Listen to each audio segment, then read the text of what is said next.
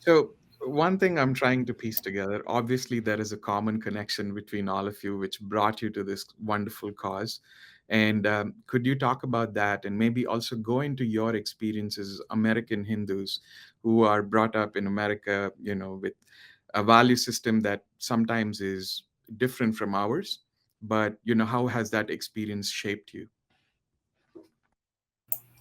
Yeah, so growing up Indian American, growing up Hindu American here has been an experience to say the least.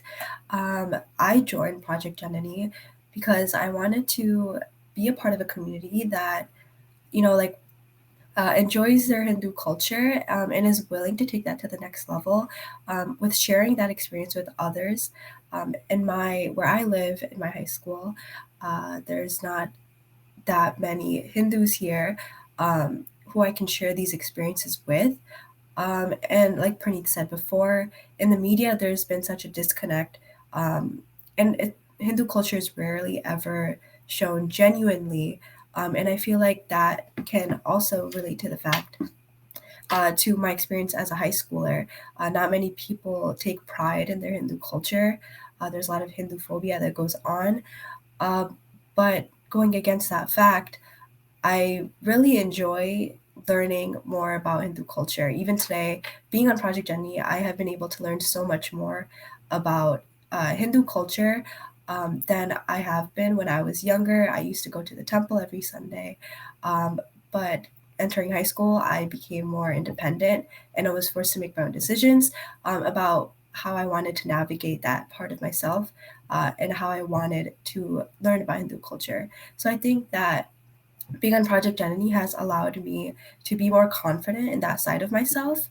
Um, and I can't say for everyone's experiences, but for me, it's been really enlightening and really refreshing. Yeah, I think going off of what Ria said, right? It's we sort of when we're living in the diaspora, a lot of our culture is just given to us, but not really understood, right? It's either forced upon us by our parents, maybe random shlokas that we learn here and there and told to memorize, but we never really make it intuitive for ourselves and understand it. And I think part of that reason is because the foundation of concepts in the West is very different than in India. And this can like make sense in like a linguistic sense. So what I mean by that is, for example, we use some words like sadgati, for example. What does sadgati mean, right? Sadgati means attaining some sort of liberation or attaining some sort of moksha of the sort. So, but if you place it in like a Western sense, it completely loses its true meaning because we don't have those concepts. We don't have those underlying concepts. But if you use it in sort of like a dharmic sense, it's like a whole different world of meaning, right? So that's sort of the difficulty of living in the diaspora is you don't have that same web of connections. You don't have that fundamental knowledge for a lot of your culture to make sense. And this is sort of the reason why we want to go back to India and talk to people is because that web of underlying concepts still exists there. And we can use sort of the knowledge we have and this fundamental knowledge to explore a variety of different concepts and go beyond like what the basic terms mean.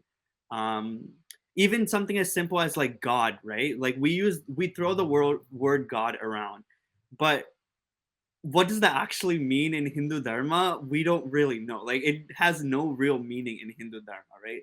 That's a good example of like how these differences um, change our perspective on life because the language you use determines. I mean, I studied neuroscience, so I like study this stuff a lot. So the language you use and like the words you use actually determine how you perceive life and how you perceive reality. So it's actually very different.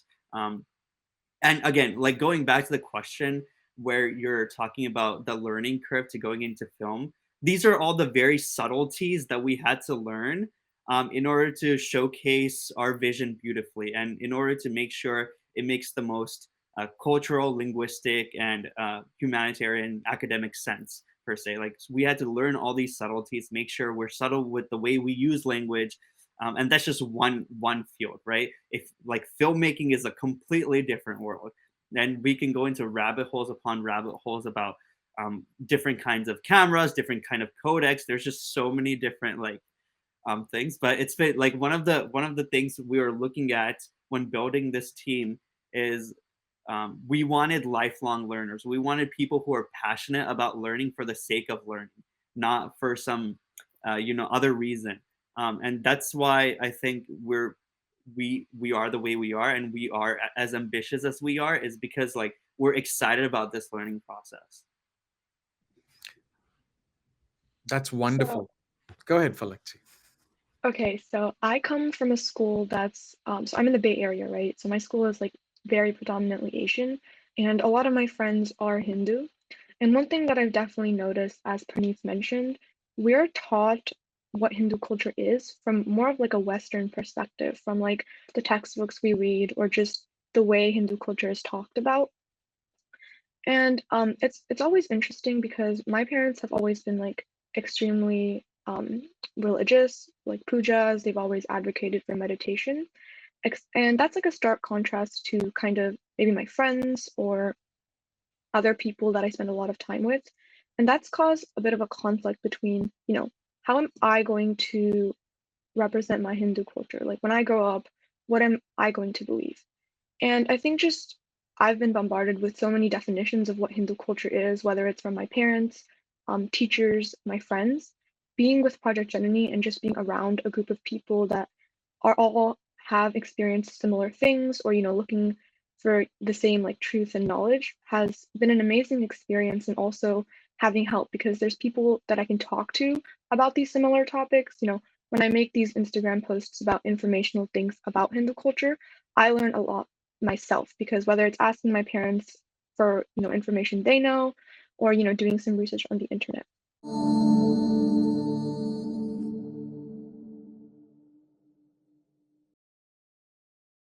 Please remember to subscribe to us and switch on the notifications for this channel.